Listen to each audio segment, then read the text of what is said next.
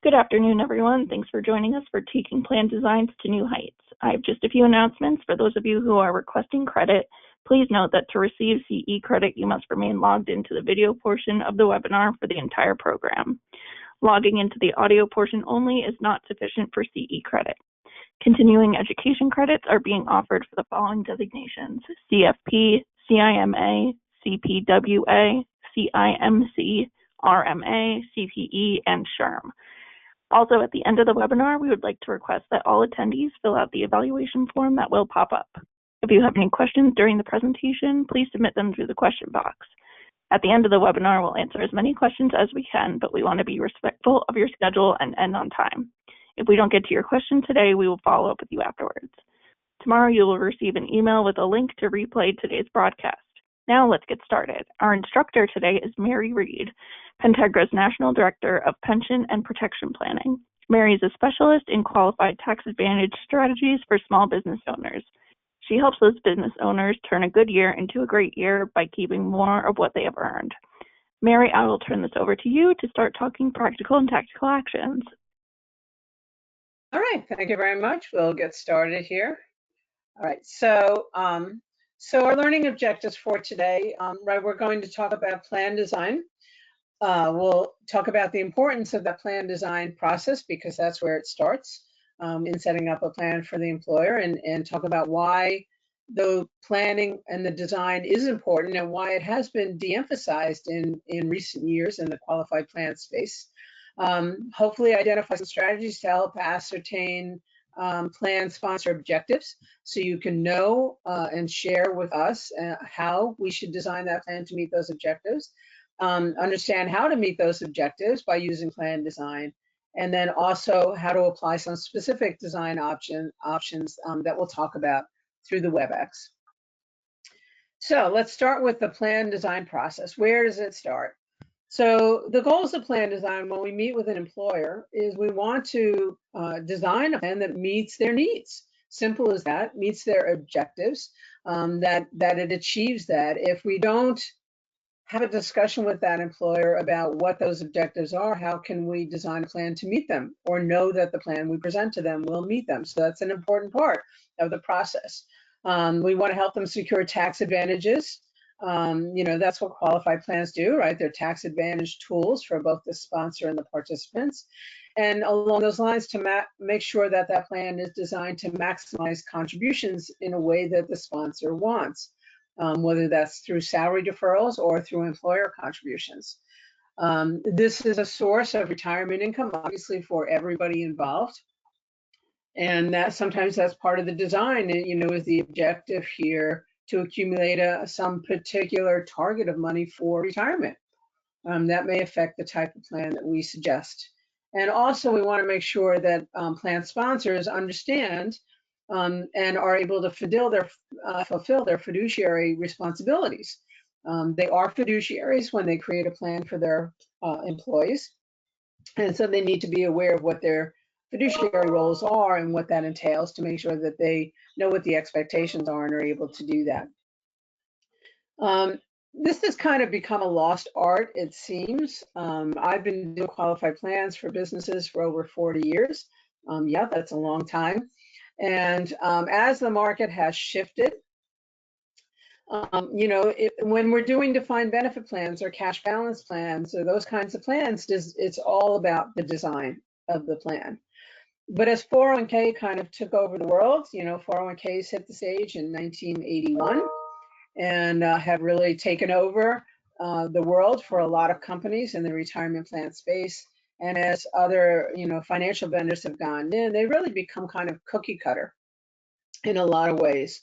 And there's nothing wrong with cookie cutter per se, but what it means is we're not custom designing those plans to meet specific objectives that certain employers have. And so there's an opportunity here when we start to talk plan design with those business owners to really fine tune that plan to what they need it to do and what they want it to do. A lot of employers are unaware that that's even an option because no one has talked to them from that perspective. They're coming in with the plain vanilla 401k plan from the payroll provider or from the financial provider, and and not even discussing, how we could change this or tweak this or whatever, which creates an opportunity for those of us who do want to have those conversations with employers. And all of these things that we're going to talk about today, we could do on pre-approved plans. We don't have to get into expensive custom documents. We can do this right in the pre-approved kind of plan documents that we already work with. The options are already in there. It's just a matter of taking advantage of them. So the platform providers and third-party administrators, increasingly don't focus on design, and some of it has to do with cost and their profit margins. They don't want to spend a lot of time on the upfront end of doing custom plan design. It takes time, it takes work. And so it's less costly to offer these kind of plain vanilla programs and keep the expenses down. It can be done usually with a simple checklist sitting with that employer, standard provisions, it defaults to standard provisions, and it makes it very easy to do. And easy is good because otherwise less employers would have plans because the more complicated it gets, the harder it is to do them. So it has its place, but especially as companies get larger or more successful, they may want to look at more customized options. We also, since we've had the safe harbor plans have arrived on the scene, they've been with us for a long time now. They are the default design for a lot of, especially smaller 401k plans. And there is some design flexibility there, but not a lot. So that kind of pushes everything to that plain vanilla side as well.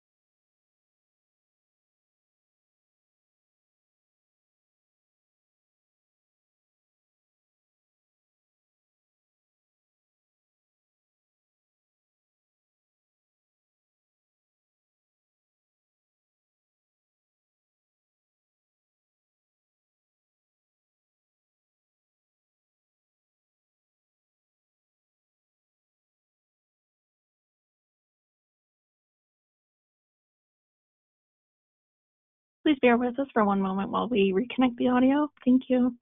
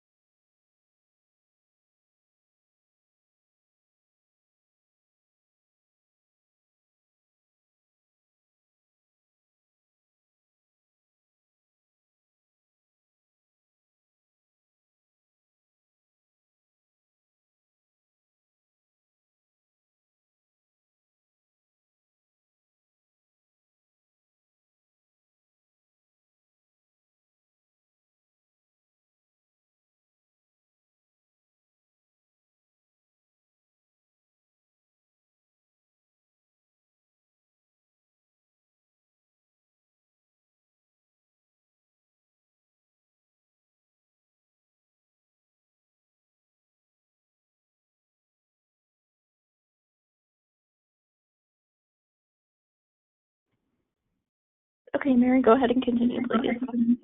Oh, we've got echoing. You need to mute your computer. I probably need to mute my computer.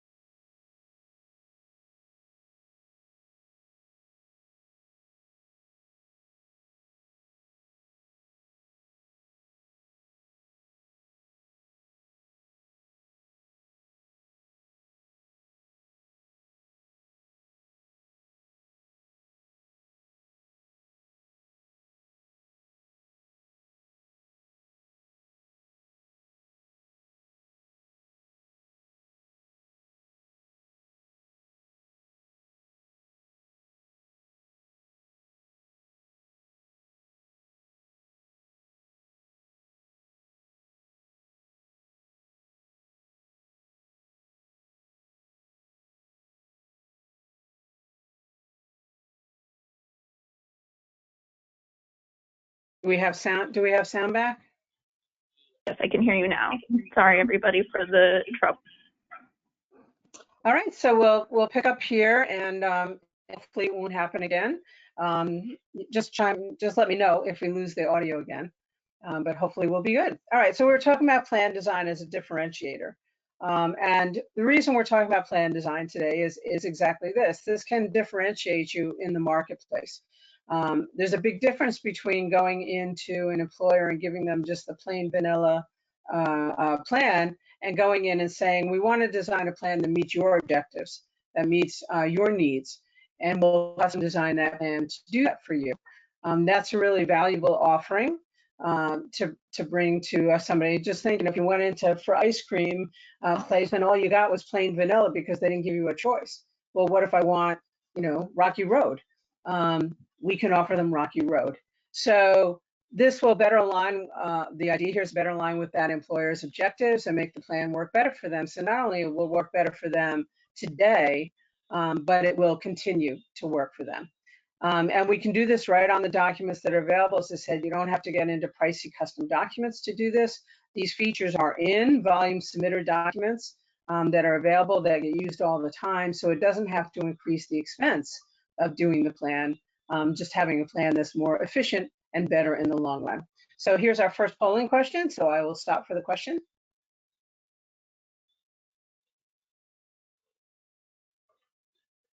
The polling question should now appear on your screen. True or false, pre-approved plans are flexible and can satisfy most sponsors' needs and objectives.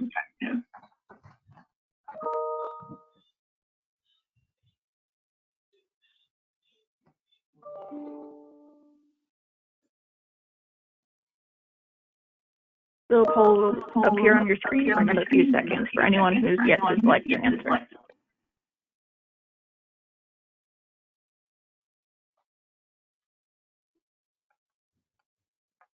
Poll is now closed. The correct answer was A, true. Mary, you may continue. All right, thank you. All right, so let's talk about how we start to actually put that to work and design a plan for someone. So kind of in simple steps here, first we want to identify what that business owner's goals and objectives are. That's a conversation of what their objectives are. We will then design a plan around those objectives, then pick a document format that we'll use to implement that plan. That's really in the installation process. I would reverse these. I would say, we identify the plan sponsors and goals, and then we design a plan to meet those goals. We want to make sure that everybody understands those design options, present them to the client, and then from what's offered, the client can select the options that they like that fulfill their goals and objectives. We are then going to execute that plan by writing it on a plan document. So going back to step 2, pick the document format. That's really a behind the scenes job. That's not really a discussion with the employer. That's kind of a behind the scenes with the TPA to make sure that the features that we're showing and the design we're showing can be written on the document that we want to use. And then of course, reevaluate. That's an ongoing process. Plans should always be evaluated periodically. They are living, breathing things. They don't stand still, nor does the employer stand still. So here's some common objectives. So maybe that employer wants to increase or maybe redirect contributions to select people. So let's say the sponsor wants certain employees or groups to receive additional contributions over other employees. Well, that's not going to happen in a plain vanilla design, but we can design that into a custom plan. Additional contributions and deferral opportunities, they just want to be able to put in more. Particularly the highly compensated want to defer more. So if we're in a 401k plan, the salary deferrals for those highly compensated employees are limited by what the rank and file employees do, unless we make that plan safe harbor, or we take other steps to augment the testing to allow those highly compensated employees to max out their contributions. Eliminate compliance test failures. This is a big one. Nobody wants to deal with failures and get refunds sometimes of over contributions. So that also comes into the design to make sure that the design for that group will work and that will not be occurring. Cost containment, these plans cost money to operate, and employers want to make sure that they're not setting themselves up for extreme expenses. So that can come into how we design the plan too. A simpler plan design will be less expensive to administer than a much more complex one. Recruitment, sponsors want to use the plan to attract and retain targeted employees. Well, what kind of demographics are they trying to target? What do those employees expect from that plan? And if the expectations don't align with the offering, and that's kind of an industry standard, that could be a problem. And of course, simplification. Plan sponsors want this to be as easy and simplified as possible, so it's streamlined. They don't run into headaches, testing headaches, failure headaches, those kinds of things. Again, by having the right plan design in place, it will make sure or help ensure that that plan runs smoothly and is attractive for that company and for those employees. So to stimulate the plan's sponsor's thought process, what can you ask them? What can you do to drive that conversation? Simple one, what would you like your plan to do for you? If they have an existing plan, ask them what do they like about it and what don't they like about it. Usually they're pretty quick to tell you what they don't like about it and what they might like to change. On a per participant basis, looking at the individual level, what contribution levels do they want? What do they want to be able to do maximum contributions, or is that too rich for them? Maybe they don't need that. What kind of goals are they looking for individuals in the plan to benefit from? Do you want the employees to contribute towards their retirement? Now, we've been talking about 401k, and mostly today we will talk about 401k because so many of the plans that are established out there are 401k plans, but there's a whole other world of qualified plans. There are all kinds of defined benefit plans. There are cash balance plans. There are profit sharing plans. Those are all employer funded, not employee funded. The only plan where we have employee funding is a 401k. So do they want that feature? Do they want those employees actively participating in the plan? This is always an interesting one. Are there particular employees you want to include or exclude from the plan? It's not that unusual that we find employers who have some particular employees they may not want in the plan. Have you had problems with compliance testing if you already have a plan? What do those problems look like? Let's address that and try to get those corrected. And what about the investment of the funds in the plan? Are your employees up to doing that on their own? Are they savvy about it? Do they need education? How much education do they need? Or do you feel that your employee group really doesn't have that skill set and this should all be investment directed by the plan trustee? Those are valid questions to ask that will drive us to what the features in that plan should be. Now, talking about documents, I keep referring back that documents, we don't need to go to a custom document. Modern plan documents are very flexible, and they have a variety of provisions available in them. So it's a matter of selecting which provisions we want to use in that document that will align with that plan sponsor's goals and objectives. There may be pros and cons, certainly, to different features and some trade-offs. You know, and there are elective provisions. There are some things that are mandatory in plans that, you know, we can't, for example, make, you know, the eligibility in the plan is that you have to work there for 5 years. Not an option, right? That's controlled by regulation. But, you know, are we going to offer in-service withdrawals? That's a choice for the employer. So some things are elective, and those are things that employers think about. And when you ask the questions, they do tend to think about it. I find one that comes up a lot in 401k plans is, do you want plan loans in your plan? Some employers will say absolutely yes, and other employers will say no. No, because if I do, then the employees are going to take that money out and spend it. I don't want them to do that. This is for their retirement. So there are all those kinds of questions.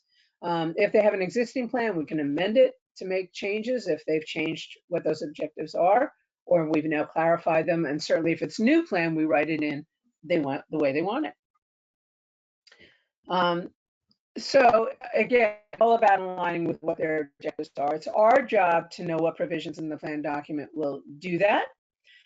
In the conversation where we have to have an understanding, what is a loan provision? What is a hardship withdrawal? What is an early retirement date? And what does that mean? What are in-plan Roth conversions? Those kind of conversations, so we can ask the questions to really guide that employer. Do you want this in your plan? Here's the pros, here's the cons. Do you really want this in your plan? So on a broad basis, no matter what we choose, we always have to keep in mind that we have to pass testing. Right? All plans have to pass the rules. So on a group basis, that's kind of on the overall basis, the plan has to meet non-discrimination testing, as well as, you know, coverage rules, non-discrimination, equal rights and benefits and features for everybody, all those kinds of tests. There will be discrimination testing between the highly compensated and the non-highly compensated to make sure we're not harming those non-highly compensated employees. So that all happens on a plan level basis. And then, of course, on the individual level, we have individual limitations on benefits and how much someone can have or how much someone can put away. And so that testing gets done on the individual level. And this is where sometimes we have a plan. Let's think about a typical 401k plan where we're passing on the group level, but when we get down to the individual level, the plan has failed that ADP testing, so the highly compensated can't keep in the plan what they've deferred. They have to take some of it back. There's a passage at the group level, but a failure at the individual level. We want to make sure we're passing on both levels. So once we've figured out the type of plan, right? It's not just the features in the plan, but what type of plan are we going to do here? It's not always a 401k. Maybe it is a 401k and a cash balance plan. We don't know, so in the design process, we have to narrow it down as to what type of plan is best for this employer. And then within that type, what are the best features to have? And then we have to make sure that the document accurately reflects that and that it's correct. And when it's signed, we have signed, executed, created that legal plan document that controls the plan that has in it what that employer wanted. The document does rule. The document language will rule. If it was unintentional, it's still in the document and that will rule. Plans should be reviewed, in my opinion, at least annually. Businesses change, employee groups change, budgets change, cash flow changes. So it's important to reevaluate with the employer every year. The plan design is still serving their needs. The contributions called for is still meeting their budget needs. The plan is operating in compliance. There haven't been any major changes in the business. They haven't bought another company. All those kinds of things should be addressed, should be reviewed, hopefully annually, to make sure that that company is still getting the plan that they need and that they want, and that it's still working for them. If changes occur, that's fine. We can always amend a plan. Now we can go forward. We can't go backwards. We can't take away somebody's benefit, but we can always amend forward. And that's not a difficult process. It's just, takes a board resolution. If they're a corporation, we write a plan amendment. They sign the plan amendment, notification of that change given to all the employers of the employees with the summary plan description. And so it's not a difficult process.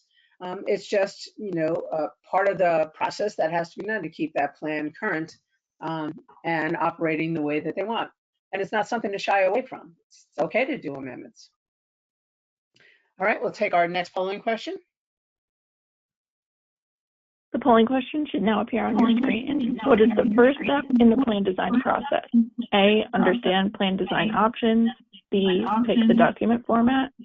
C, identify the plan sponsor's goals and objectives. Or D, select design options.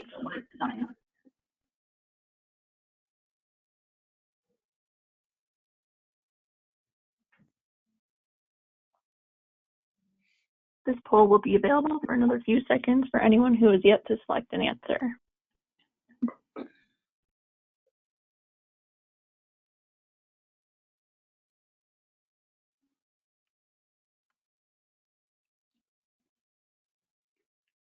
Poll is now closed. The correct answer was C. Mary, you may continue. All right, thank you. All right, so let's look at some samples of how things might change. So let's say here the sponsor's objective is to allow the highly compensated employees to defer more than they've been able to in their plan. They want to increase it. So a solution to that issue might be to turn the plan into a safe harbor, which will guarantee that the highly compensated employees can defer the maximum, regardless of what the other employees do. Simple change. It would require a plan amendment, but it would be very simple and to execute, and that would meet the objective of the sponsor here. So if they didn't do that, right, if the plan is not a safe harbor, we have to pass this ADP test, the actual deferral percentage test. And what that test says is that the amount that the highly compensated can defer is controlled by what the rank and file employees defer. And so in our example here, we have 4 non-highly compensated employees. 2 of them are not deferring at all. One is doing 2% and one is doing 6%. So it becomes an average for the group. We have 8% being deferred employees to take the average of that. So that's going to limit the maximum highly compensated deferral to 4% of pay. So you can imagine if you have a highly compensated employee and they're trying to maximize their deferrals, that's going to be a very small amount that they're able to do. If we amend to a safe harbor, it takes away that ADP test. It goes away. And so now that highly compensated employee can automatically defer the maximum each year, whatever that cost of living number is. Now, it does, the flip side of this, it's never, a simple thing, pure 100% one way. If we go to safe harbor, the employer is now committing to make a certain contribution to that plan. That can take the form of a match or a flat percent, all defined by regulation, but it will put an employer on a hook to make that safe harbor contribution. So the discussion here is not as simple as, well, let's make your plan a safe harbor. The plan discussion is, well, we can make your plan a safe harbor, and here's the cost to you in doing that. Is that worth it to you? Now, I know in this presentation, we're not going to talk about auto enrollment.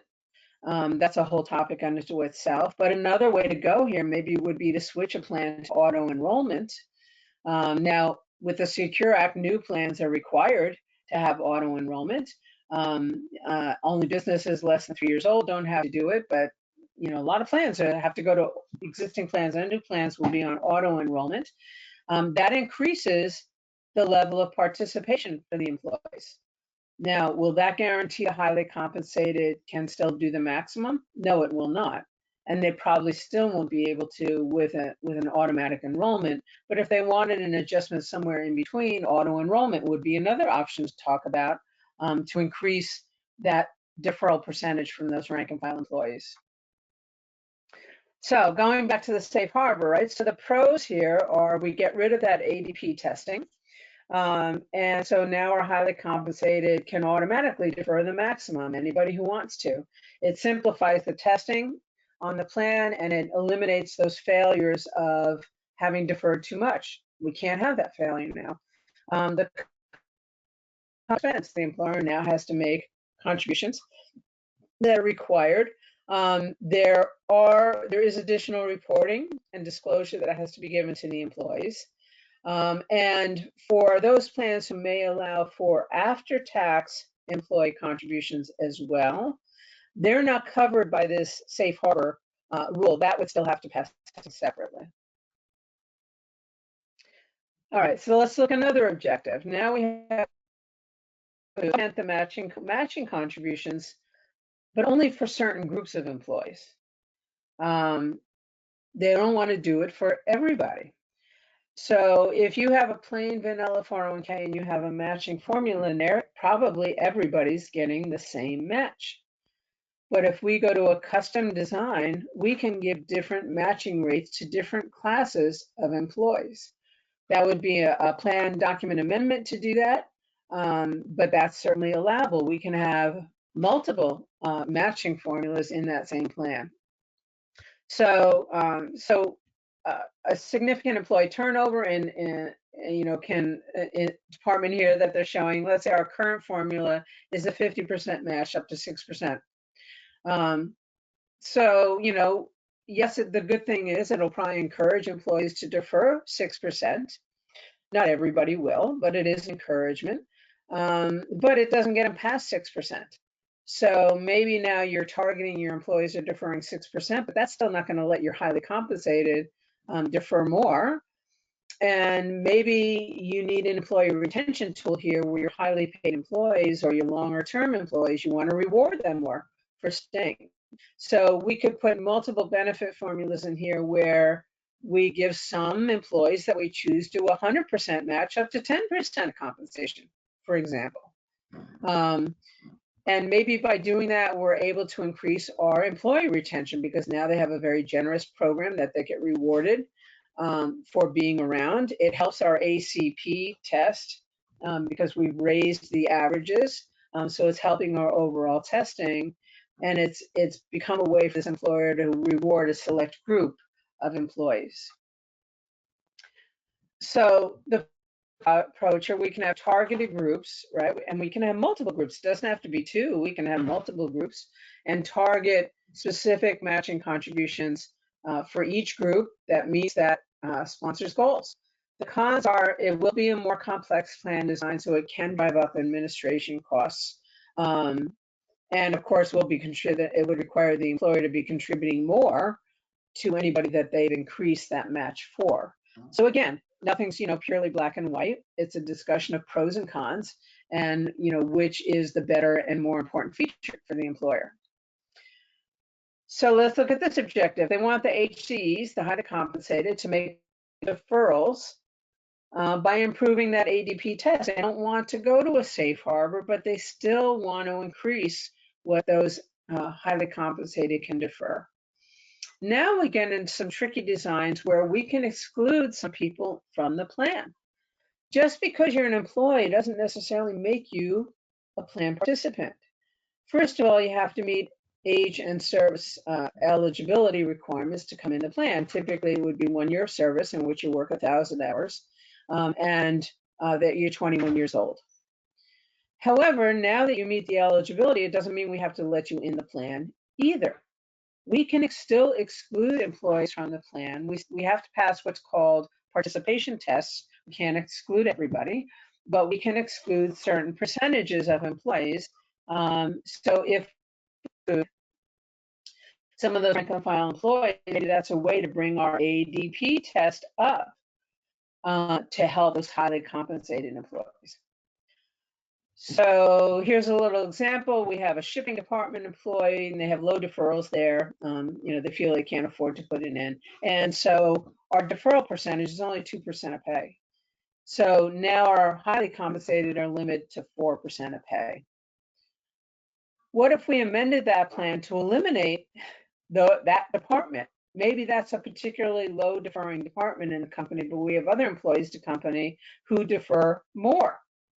And now when we just look at those other companies, now we have a deferral of 5% instead of 2%. And now our highly compensated can do 7% of pay instead of 4% of pay under the testing. Now, we can't just randomly exclude large numbers of employees. Basically, we have to cover whatever percentage of the highly compensated employees we're covering. We have to cover 70% of that percentage. So if we have all our highly compensated employees who are eligible in the plan, that's 100%. So we have to cover at least 70% of our eligible non-highly compensated employees.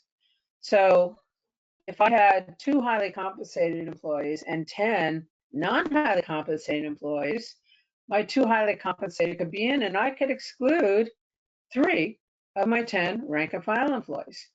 I can do that by job classification and other ways. I can't do it by age or sex or those kind of things, but I can do it by other non-discriminatory means. The test goes even further because it's a percentage of percentage test.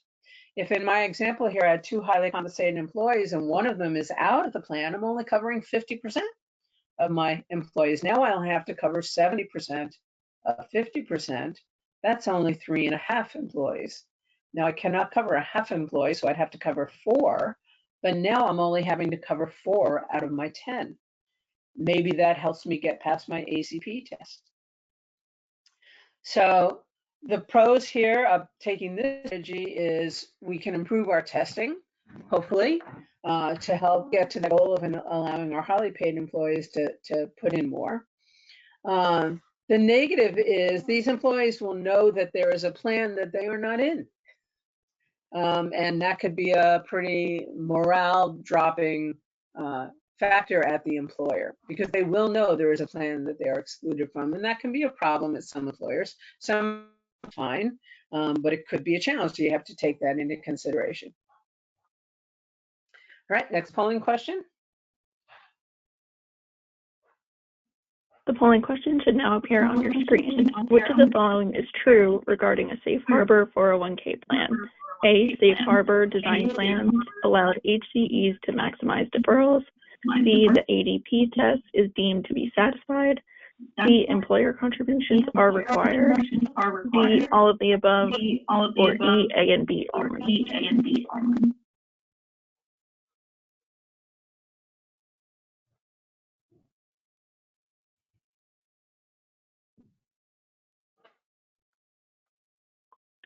This poll will be available for another few seconds for anyone who has yet to select an answer.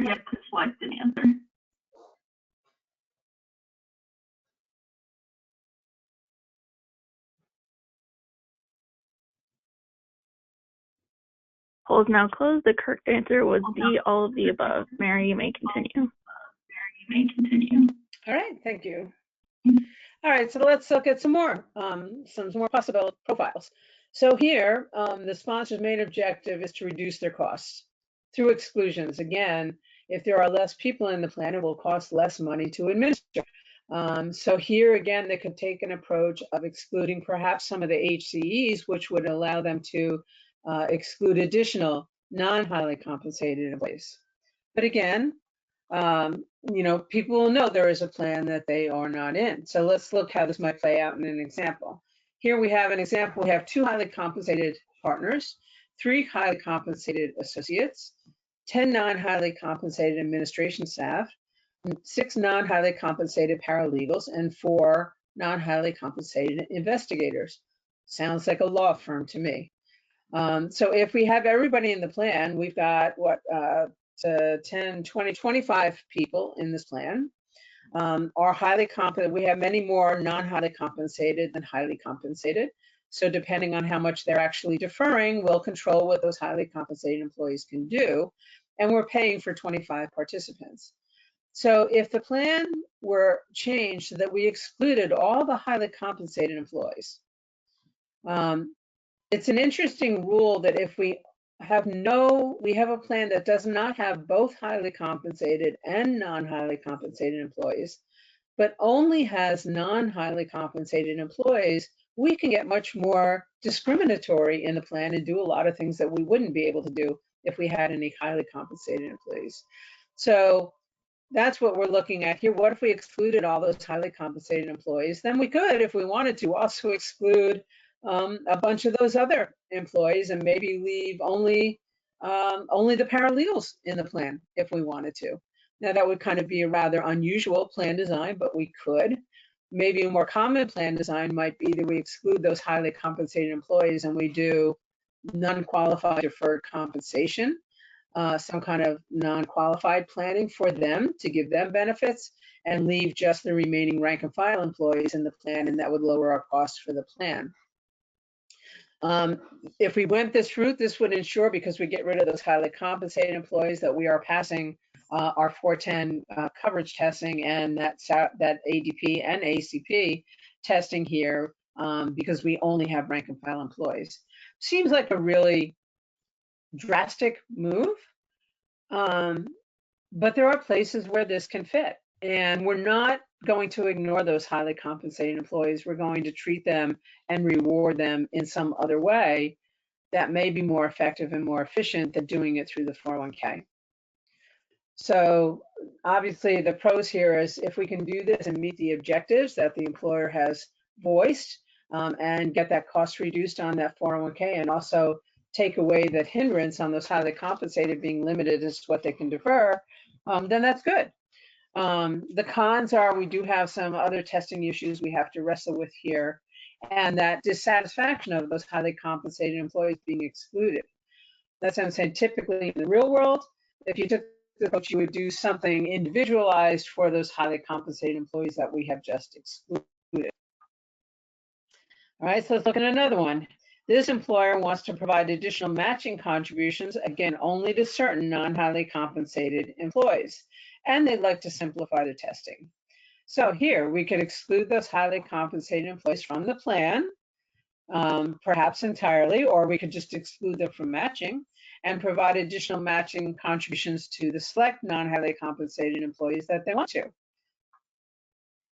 So in our example here, if we have 10 highly compensated and 50 non-highly compensated managers and 150 assistant managers and 700 other employees, obviously the non-highly compensated employees make up by far the majority here. We only have 10 highly compensated compared to 900 other employees. If we amended this plan and excluded the highly compensated employees, we would take away that expense for them. Again, this employer might choose to do something outside of the plan for those highly compensated employees. Now we could give the managers a 100% match up to 10%, give the assistant managers a 50% match up to 10%, and everybody else gets 25% up to 10%. So we've tiered that match in a way that the employer feels matches the way their employees are tiered. Because we got all the highly compensated out of the test, we don't have some of the testing anymore. We've gotten rid of the ADP and ACP testing, and we can have these different matching rates for our rank and file employees and not have to worry about some of the testing concerns. As I've said already, and the employer could satisfy the highly compensated employees by putting them in some kind of a non-qualified arrangement. And in those arrangements, the employer can do anything they want and then treat each person individually without the restrictions of having to pass the requirements and the rules and the non-discrimination testing of including them in the qualified plan. So the pros here, the non-highly compensated employees, some of them are going to get more contribution. It's a way to reward those employees and hopefully keep them, retain them. And so that's a big benefit for the employees that are still going to be in the plan, and simplify testing from the employer's standpoint in terms of expenses of operating that plan by removing those highly compensated. Now, if what the employer would give up if they take those highly compensated out and do something for them on a non-qualified basis, non-qualified plans are not deductible until the benefits are paid. And so they would lose the current deduction that they were currently receiving for providing benefits to those employees. And I suppose you could have some dissatisfaction. There could be a little rumbling from the employees of the ones who are getting a 25% match versus those getting 100%.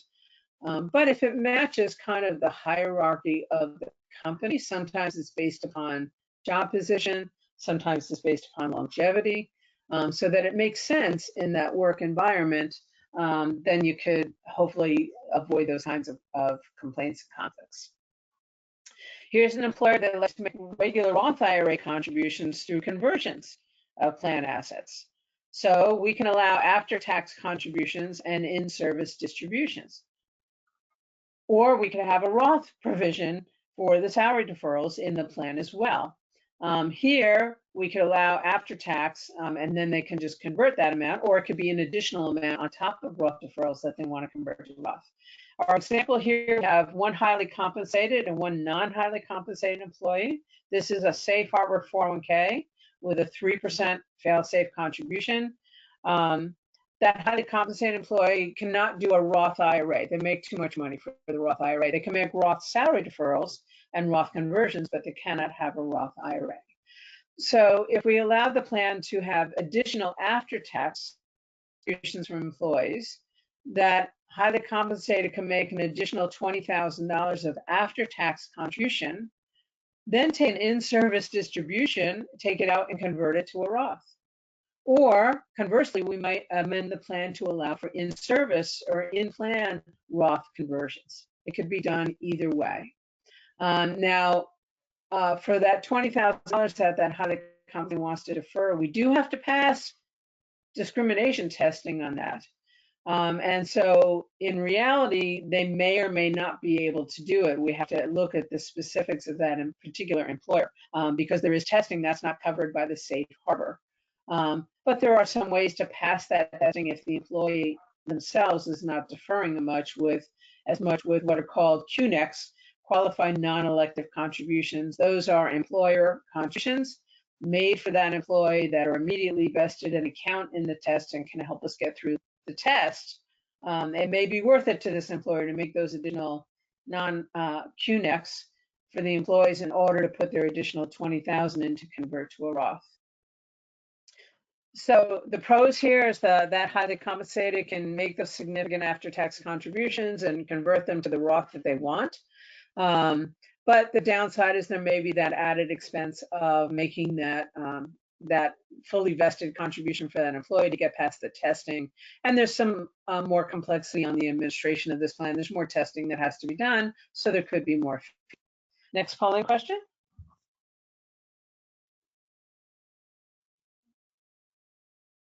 The polling question should now appear on your screen. Which plan design option allows HCEs to defer more into the plan without testing? A, a safe harbor plan. B, a plan with employer contributions. C, a plan that allows for in-service distributions. Or D, a plan with matching contributions.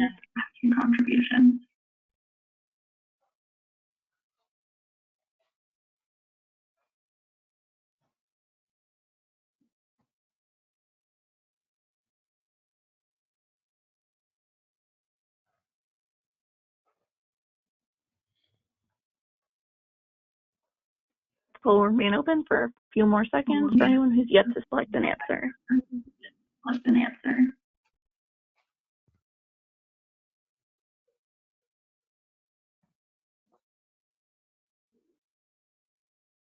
The poll is now closed. The correct answer was A, a safe harbor plan. Mary, you may continue.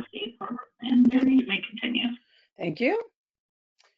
All right, so let's just kind of get out of the weeds for a minute and just refresh ourselves on what are some of the key points here.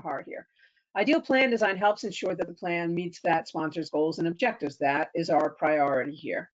A lot of employers are not getting to have these conversations because there are not a lot of people around equipped to talk with them at this level and from this perspective. So there's tremendous opportunity out there, both for existing plans and to create new plans with business owners that advisors and consultants can take advantage of and have those conversations with business owners. And the way our pre-approved documents are today, we have the flexibility in those documents to accommodate most of what we want. And it's, fairly easy to create a process to move through here, initial conversation with the owner, identify their objectives and their goals, bring those back within the rules. We will help design a plan that meets those objectives and goals, bring that back and present it to that employer, see how they like that design. What do they like? What do they not like? What met their objectives? Maybe they changed their mind or they weren't clear. We redesign it until it looks like what that employer wants and what it wants them to do. And then we can put that plan into effect on a pre-approved plan document. Now, before we get to questions, I just want to talk about a couple of additional things with plan design that weren't in the slides. So we've really been, all the examples were on 401k plans, but as I said, there are a lot of other plan types out there. So I would just want to talk about some of the other plan design discussions to have with employers. So if you're talking to an employer and they have a 401k plan, so let's say, so likely upfront, or they're thinking about putting one of the top topics probably that's going to come up is about maximizing the salary deferral opportunity for the owner and other highly compensated employees. And so that's where we talk about some of the examples we just looked at, ways to help accomplish that, whether it's safe harbor or doing a QNEC and those kinds of things. Now, keep in mind the world is changing now that we have auto enrollment in plans. Automatic enrollment is required on most new 401k plans of companies with more than 10 lives. And so we will automatically go to auto enrollment. Typically, the initial automatic deferral percentage will be 3%, and then raise 1% per year to get to a maximum of 10%. Now, these rules were created because we have a savings crisis in this country. And this is to get employees to save more for their retirement. And we all know that inertia tends to take place. And some people will opt out of the auto deferral because now they have to actually take action to stop the deferrals, but some will not get around to it. And so they'll keep deferring and get those automatic increases and they'll get used to it. So we expect we will see the deferral rates increase. That's kind of anticipated. That's the goal of the auto enrollment process. Now you can make an auto enrollment safe harbor 401k plan and combine those two features where we now have auto enrollment and we have safe harbor. So we have automatic enrollment, taking over for those employees, but now with the safe harbor provisions, are highly compensated can automatically now defer the maximum as well. So we kind of get both features in one plan. But this year, the maximum salary deferral is $23,500. Now, for those age 50 and older, they can do an additional $7,500. That brings us up to $31,000 salary deferral. Now, for some people, that's a lot. For some people, that's more than they can do. But for some people, that's a drop in the bucket. So if you're talking to business owners, how much do they really want to contribute to this plan? How big a deduction do they really want to get? How much cash flow do they really have to work with? Personally, how much money do they really want to save today?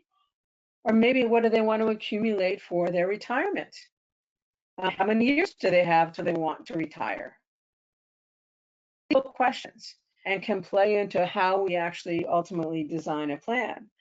So, right, if we're doing let's say they want the 401k plan, we make it a safe harbor so they can do their $31,000, but they want more.